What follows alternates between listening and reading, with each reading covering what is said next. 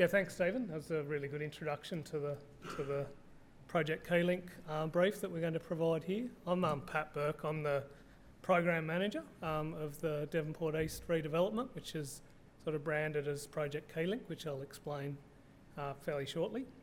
And yeah, I think the team is really excited to be presenting this project to industry.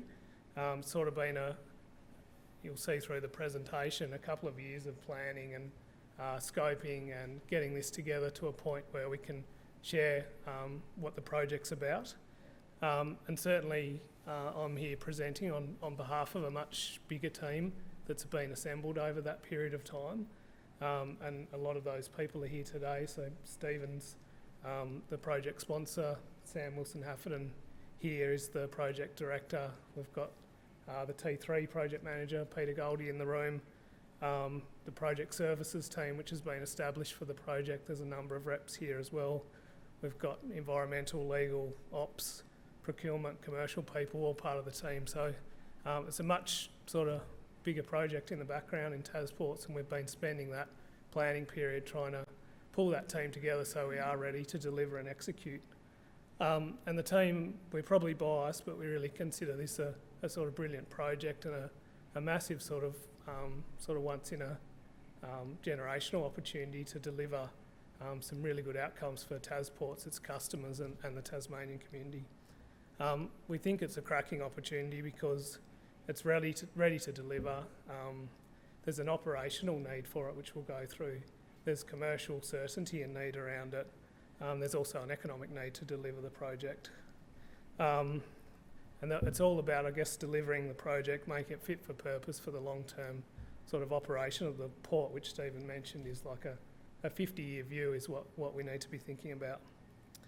And really focused around, I guess, how can we do the project in a way that maximises the benefit for Northwest Tasmania and the Tasmanian industry, and that's obviously got a big focus around the people in this room. In terms of what I'm going to run through today, we'll just run through a bit of a background of the project, the port overview for those who aren't familiar, what the proposed redevelopment looks like, a bit of an explanation about how we're proposing to package up the project and deliver it, bit of an explanation around the entire project, which includes the elements of work which TasPorts are responsible for, and then some elements of work which tenants are responsible for, how we're planning to stage it, what the sort of early procurement approach is for the initial phases, and then sort of provide a bit of an outline about the T3 Marine and Dredge project, which will be the first sort of procurement package off the mark. I'm sort of happy to take any questions as we go. If you just put your hand up.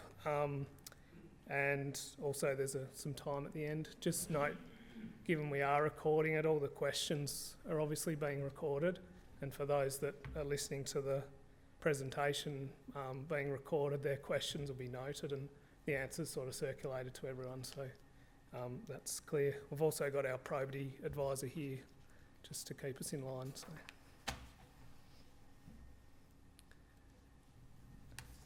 So the Port of Devonport was sort of established in the late 1800s, and the Marine Board sort of incorporated the 5 rivers to the west of the Tamar River. The first sort of marine infrastructure in Devonport was a stone jetty that came off a hotel which was built on the eastern side of the river at a town which was then called Torquay. And prior to this, stuff would come in and get offloaded in the middle of the river and brought ashore. So I guess since that early development, there's been a lot of sort of development on both the east and western side of the port. Before 1900, the western side of the port was called Formby at the entrance, and the eastern side was called Torquay, which will sort of explain the name a little bit clearer.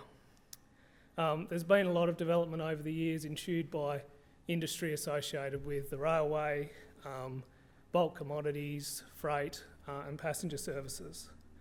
At the moment, it's obviously a key entry point to Tasmania for tourists and locals alike, with the iconic Spirit of Tasmania boats operating there. And also a major cargo port with the Sea Road shipping logistics operating out of the port. The port includes sort of petroleum, bunker fuel, fertiliser, cement exports as well. So you can see the eastern and western side of the port there. The eastern's the green highlighted area.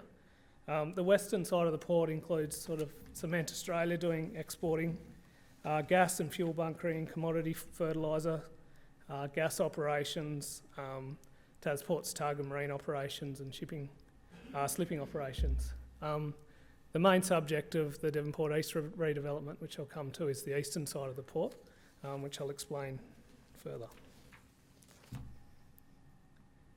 In terms of sort of the background to the project, which Stephen covered, the genesis of the project was the TasPorts 2043 vision, which was released in 2013, and certainly acknowledged the need for the Port of Devonport as a key port in supporting freight and passenger operations, as well as the commodity and bunkering operations.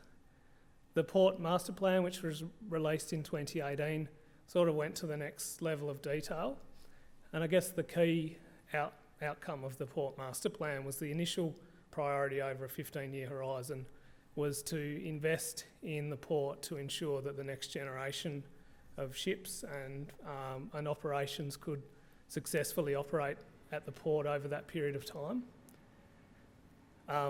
And from that, the Devonport Key Link project was born, which was about 2 years ago, I guess. And over that time, we've been doing a lot of the work which Stephen sort of mentioned around front-end loading and engineering and team formation to get us to this point. The project will deliver 2 main terminals and a third terminal on the east side of Devonport, and it'll accommodate that new fleet of vessels and support the increased growth in freight and passenger over that sort of 30 to 50 year horizon. So the name Devonport Key Link gives reference to the sort of long-term history of the port and the critical sort of role that the port has provided in sort of supporting industry and I guess showing ingenuity in developing infrastructure that provided for that industry, but also that the Port of Devonport provides an important or critical linkage to the mainland for freight and passenger, so hence Key Link. And I'll probably just highlight too, the Key Link project out of the master plan is really focused on that early development activities, which is the development around the eastern side of the port, which is what the Key Link project is around. So why are we doing Project Key Link and what's the need? The existing infrastructure in Devonport will be unable to accommodate sort of the next generation of ro-ro ships likely to operate in the port, and that includes the planned Spirit of Tasmania replacement vessels, which are due for replacement in the 2023-24 sort of time frame. That's the RMC ship at the top, which TT Line are working on at the moment. And the ship at the bottom is a ship called the Like It, which is currently operating in Devonport, which is a charter ship chartered by Sea Road. But that's sort of the scale of ship that's going to be operating in the port. And the infrastructure, fair to say, was sort of never designed for ships of this sort of generation. And I guess due to the constraints in the port, this is probably the largest length ship that you'll see operating in the port. And so Key Link's around sort of making sure the infrastructure suits that. I guess with bigger ships comes bigger freight, more passengers, which means the volumes exceed the capacity of the landside infrastructure. And so a big part of the project is around making sure the landside matches the capacity of the ships. Stephen sort of touched on the existing assets in Devonport are towards the end of their life, particularly on the eastern side. Excuse me. And I guess it's for TasPort sort of a generational redevelopment to maximise the configuration of the port, provide a launch pad for the remainder of the growth projects, and really deliver something that benefits TasPorts, its customers, and its shareholder. So the current configuration in Devonport East is made up of 3 berths or terminals. So Terminal 1 is occupied by TT Line. They offer the Spirit of Tasmania sailing, so they have terminal operations, staff operations there, passenger queuing and marshalling and loading on and off the ship, and freight marshalling and loading on and off the ship. The freight component is trailer freight. There's no container handling there except onto trailers. Excuse me. And they occupy around 65,000 square metres and operate a 2-tiered ramp at the stern of Berth 1 East. Berth 2 is occupied by Sea Road. They operate a roll-on, roll-off freight service. It's a mixture of container handling via cassettes, trailer freight, and also general freight and car carriers and the like. And they have a single-level ramp operating at the stern of Berth 2 East. It's actually, because of the proximity of the ship at Berth 1 East, the Spirit, the ramp's actually sort of narrower than the ship is designed, so the ramp's sort of scalloped out to suit the infrastructure and the space they've got there. And then Berth 3 East is largely underutilised. There's a floating ro-ro ramp there and a floating fender. It's been used in the recent history as the Bass Island Line berth for the John Digan. Currently it's not being utilised, but is a contingency berth for the Spirit of Tasmania ships.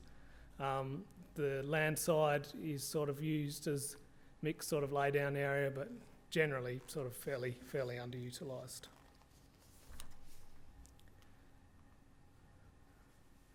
So the Devonport Keylink project will deliver 2 main terminals. So Terminal 2 will be a dedicated roll-on, roll-off freight handling facility. So that will support vessel operating out of the existing position of Berth 2, but potentially being widened. It'll have an area for handling of containers and handling of trailer freight, plus also allow for the long-term sort of length of ship that's likely to operate. Berth 3 will be a dedicated roll-on, roll-off passenger berth, supporting passenger operations, passenger handling, freight marshalling and freight handling, and the other aspects that go with that kind of operation, so fuel bunkering, terminal check-in, that kind of thing. So apart from the marine infrastructure, which will enable the next generation sort of length of ships operating at 2 and 3, there's a lot of sort of outcomes outside of that, including the improved sort of traffic flows. I guess the port's sort of grown and grown and grown, probably without a consolidated plan in terms of traffic management, which hopefully this project can deliver improved traffic flow, reducing congestion in the roads. It gives us an opportunity to sort of show the port in a consistent way and show a decent sort of landscaping and buffering that looks good.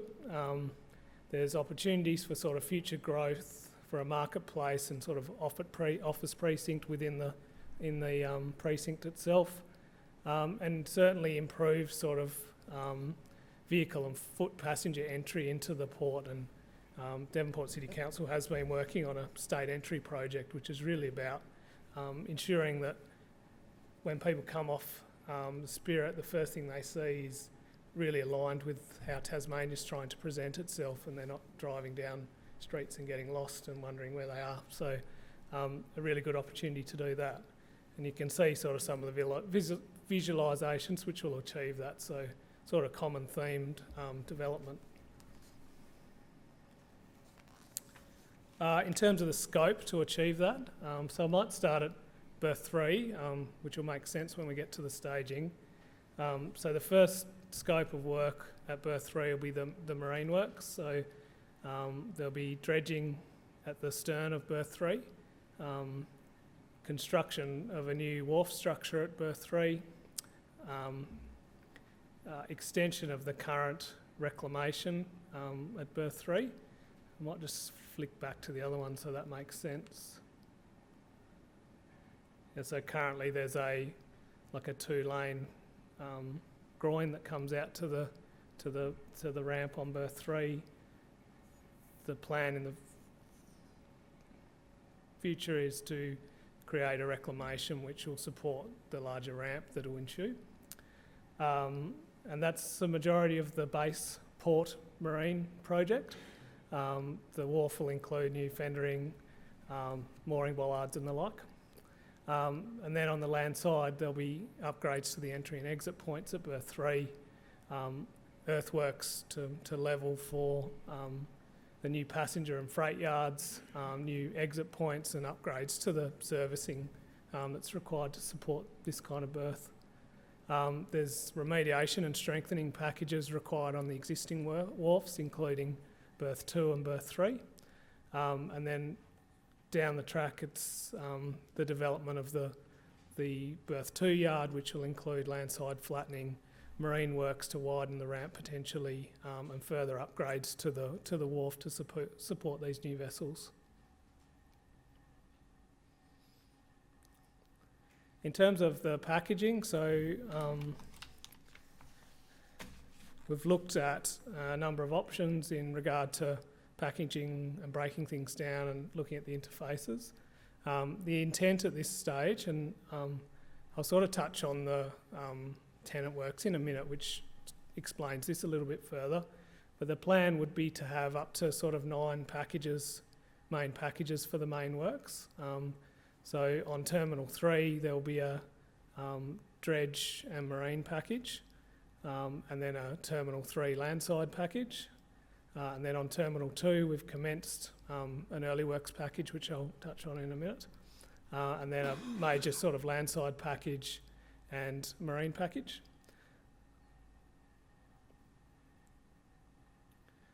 And then on top of the TasPorts work, there's a number of improvements that are required to the site to enable the operators to operate there. And so that is things like ramps, sort of bespoke servicing, pavements, things like that. And so for the TT line works, TasPorts is still sort of sorting out the final arrangements with that, but it would be likely that TasPorts will project manage those elements of the work, so you're getting the integration between the TasPorts marine works and the TT line marine works, but TT line would be the ultimate customer.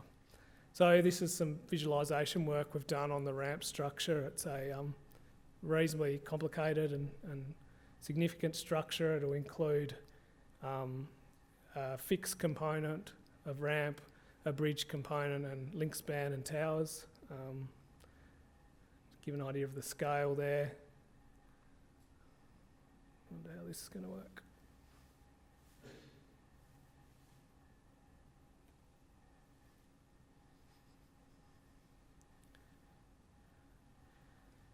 So this shows the berth 3 ramp structure. So coming into the revetment and reclaim,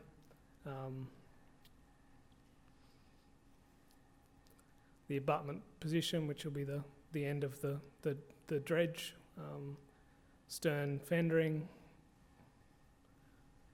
So the ramp structure, people might have seen the proposal in Geelong, but it's a 3-tiered structure. The current Sky Bridge is 2-tiered. So there'll be 2 lanes of traffic on deck 4, 2 lanes of traffic on deck 5, and then single lanes of traffic up to deck 7. And those additional laneage obviously provides them the opportunity to offload and reload the ship much quicker. As we sort of pan out, we start to see the wharf structure, including the new fendering. So this is all new wharf through here. Potential for a sort of sky bridge for people to be able to walk on and off the ship.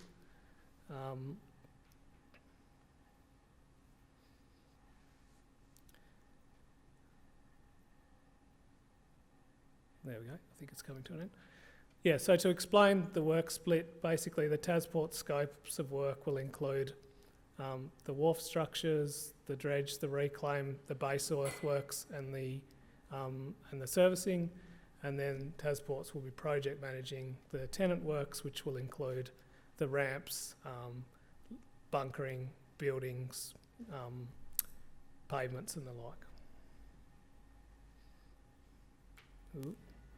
And this is sort of a similar visualisation on berth 2, so no major wharf construction on berth 2, but certainly a fair degree of augmentation which we've started, and strengthening and wharf reconditioning. In terms of staging, and that's been quite a large driver of the scope, is obviously both these operators operate 364 days a week. They can't afford to go off for 6 months while we do any building, and we're lucky in that the berth 3 facility is sitting there fairly underutilised. So the plan with the staging is we've commenced the early works, which was stage 1, which I'll touch on in a minute. Basically, we'll resume all of berth 3 and have uninterrupted access to that for the large part, which will enable the construction of all the marine infrastructure, the tenant work ramps, the landside infrastructure on the whole part, and then TT line would move to berth 3. There'd be the final piece of work done on the land side there, and then the works on berth 2 for the Terminal 2 terminal could be fitted out for the Sea Road operations. There's opportunity for the ships that operate at berth 2 to move to berth 1 for a short period of time in the event that the ramp gets widened there. But the scope around the sort of berth 2 works is probably less certain than the berth 3, which is probably okay given it's further into the future. In terms of the schedule, so we've commenced the T2 early works, which has included the replacement of, or the installation of 8 new fenders on berth 2 East. That's got another stage of work to it, which will include wharf strengthening and bollard upgrades and additional fendering. We'd expect to have that completed sort of early next year. The T3 marine and dredge package will run from hopefully early next year through to 2023, 2024. And the landside construction early works would happen between 2022 and 2023, and then sort of logically the tenant works follow that. So there's a marine package on the tenant side which would include the ramps and whatever fendering, additional fendering's required there, and then a landside package to follow that. And I guess as the ship sort of timeframes become clearer, the focus around that end date will become much sharper and much more important. The subsequent stages around T2 are planned over the following 3 to 4 years, and will be sort of subject to the detailed requirements of that customer at that time. But all in all, the final package sort of planned to be completed 2026, 2027. This schedule at the top just sort of highlights where we've been, and there's been sort of a significant amount of work to get to that point. So, yeah, we feel like we're sort of ready to launch into the T3 marine and dredge as the first important package. So, which just covers off that first point and the second point, which Stephen discussed. So the early works project has been implemented, and we've completed stage 1 and 1A of that. And that was the replacement of the fendering on berth 2 East at the stern of the ship. That was a critical piece of work to enable the Lucat, which is a 210 metre ship, which came into operation in Easter to start berthing at the berth 2 to replace the Sea Road tamer. So that was successfully completed, and we've just completed the next stage of it. There'll be subsequent stages as I've sort of previously explained. We've done a reasonable amount of sort of pre-investigative work, including survey, environmental surveys, some geotechnical investigations have been undertaken. And as part of the front end loading and scope development, we've been doing preliminary engineering and design development for the work, as well as sort of pulling the team together and getting ourselves ready for go live. In terms of the sort of procurement approach, I guess following on from sort of Stephen's points that we're keen to implement a one team sort of culture, we are really keen to see a procurement approach that sort of matches that. But importantly, it sort of really needs to be able to meet the technical and operational requirements of our customers. We need to sort of match our commercial risk profile with the procurement approach. We want to provide as much opportunity for industry collaboration, innovation and involvement as we can. We want to provide opportunity for investigation and transfer of risk where we do that. We want to be able to provide local Tasmanian economic and social impact and business participation for businesses within Tasmania and within the Northwest Coast. And we really want to team up with organisations that share the same safety, environment, sustainability and organisational values that the TasPorts shares. We feel that if we can do that, we're going to have a much smoother relationship. And we've been doing a reasonable amount of work on environmental management plan and sustainability goals, which will be clear in the tender documents when they do come out. We obviously have some constraints around timeframes. The work's going to be integrated within a port environment. There's sort of commercial uncertainty in some senses and scope development that's still occurring. So we've got some constraints within our procurement processes that we need to consider along the way. So I was just going to give a brief overview of the T3 marine and dredge package, which will be the first cab off the mark in terms of going to market. The detailed scope will include the demolition of the ramp structure and the floating fender, which I showed on a previous slide. There'll be dredging of the berth pocket, which is probably likely to be less than 50,000 cubic metres, a mix of sort of materials in there. New wharf construction, so it's about 150 metre long wharf with 2 entry points on either end. The final makeup of the design of the wharf will obviously be determined in the future, but be it a sort of deck and pile structure or a retained structure or the like. And then the reclamation project, which is the reclamation of the land for the 6-lane ramp to sort of sit on. There'll be a number of sort of interface packages with this project, which will include the tenant works with the ramp. The scope of this work includes the dredging up to the abutment position, but then the package for the ramp construction will need to come in and build the abutment and the towers and the ramp on top of that. So a really critical interface there. The T3 landside will be an important interface in that the dredge spoil will have to be dewatered on the land for a period of time. So there's sort of an interface with the landside works that'll be going on at the same time. And the other sort of T3 landside tenant work, so the pavement construction and the building construction and bunkering and all that kind of thing. We're obviously on sort of a 2-3 year time frame before the ships arrive, and a lot of things are going to sort of have to happen concurrently, so those interfaces and integration are going to be critical. This is just a section through sort of this bit of the wharf.